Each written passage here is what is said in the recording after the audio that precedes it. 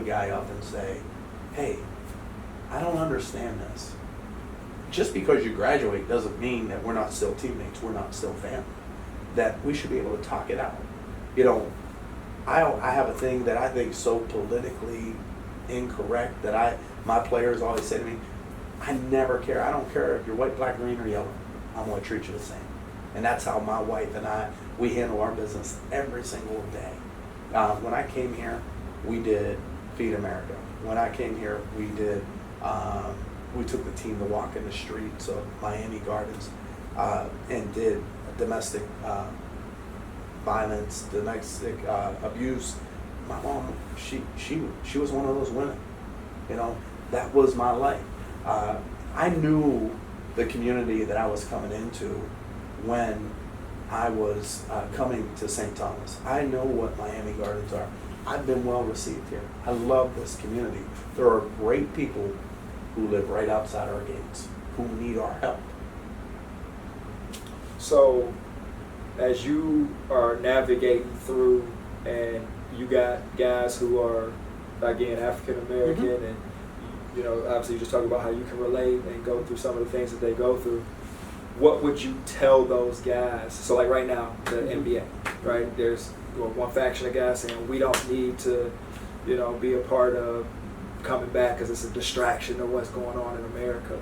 Or some guys are saying, well, we can use our platform to be able to make change.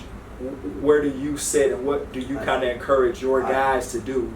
You know, as far as not saying tell them to play or tell them not to play, but if you were advising your guys, would you kind of steer them towards not playing and making that stance known, or would you more so challenge them to use their platforms to be able to create some sort of social change? Yeah. I mean, you're a LeBron guy, right? Big time. Big time. I always feel that if you have a voice for the voiceless, you need to use your voice. Your voice may come in a lot of different ways. And certainly, I believe that the NBA guys, if it's safe for them to play, they should play. And they should, it's every person's right to, and I've had this conversation with our players, to demonstrate, to speak their mind, but do it in a manner that is opposite of what society tells us. You know, one of the things, like, we don't need to destruct people's property, okay? Hear our voice. But some people have been screaming so loud for so long, what do you think is going to happen? And I believe that. I mean, that was a conversation that I've had, and a lot of my guys agree with me. But a lot of my guys, they're scared. You know, fear comes into it too.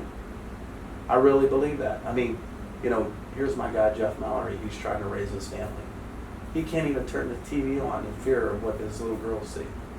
You know, a lot of my guys, they call me, and I mean, when they saw, you know, people ask me, oh, you know, the George Floyd, you know, sensitive.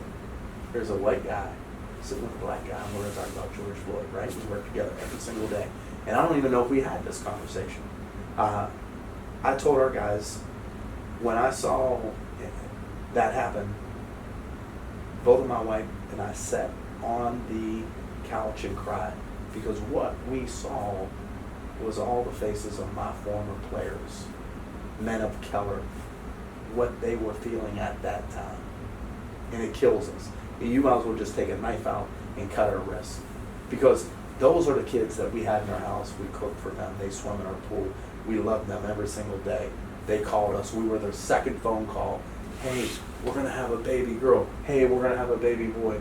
Hey, all of those, the conversations you want to have. So I think about all the kids, even our young guys here today, Jasim Floyd, you know, all the guys that we have, you know, that are great kids. We worry about them constantly. I'm a worrier. I worry about my guys all the time. So, moving forward, all right, because obviously we're still in a tough time. We got pandemic, we got political protests, we got all these things going on. Is this going to affect, or how is it going to affect, you know, some of the ways that you deal with your kids? Obviously, we talked about relationship building, you do that, but like, Alex, we're changing a ton of things. I haven't even discussed them with the university, but we are going to have Tuesday talks. One of the things with the COVID-19, I want to spend less time on the court. I want to do some more things with our guys, with getting our local police department in here, and certainly Officer Genty, working with him with our community, getting our guys, men of color, out in the community.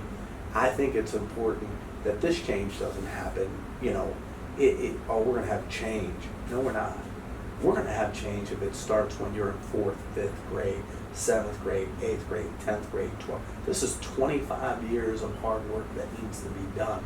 And the kids who are 12 years old that come to basketball, you got to pass it. 12 years old who come to basketball camp, you got to pass it on. And guys who are, you're 20 now. When you're 40, you're going to see it's an everyday battle. And we need to battle every day for a better America, right? And when I say it, I mean, you see people on, you can be a better person if you're white or black. You know what I mean? Like, come on. You know what I mean? I hear people, I go, are you out of your mind? We can all be better people. Our players, you and I together, work every single day. I always say, there are people that I'll meet, they'll tell me, and I kind of, the guys who I'm close to, I have a barely small circle, but the guys I'm close to, they know exactly where I stand in the moment of truth, right? And, guys will tell me their opinion, and I won't say anything. And, and to me, I see you. I've always seen people for what they are. And some people you just can't change. They're going to be who they are because that's who they are, and they have a belief. And they're going to say one thing to you when they come in the room, and when they walk out of the room, they're going to say something different. I tend to be in the company of people who, when they walk in this room, their views this way. When they walk out that room, their actions are the same views that they speak. And I don't, one of the things for me, I'm very careful about what I post, because I don't want to offend anybody by what I post, but I want people to see my actions. Because we live in this, hey, I'm going to put, no, I don't care about that crap. I care about what you do every day and how you live your life and how you're going to help your fellow man, how you're going to make this place a better place for your kids.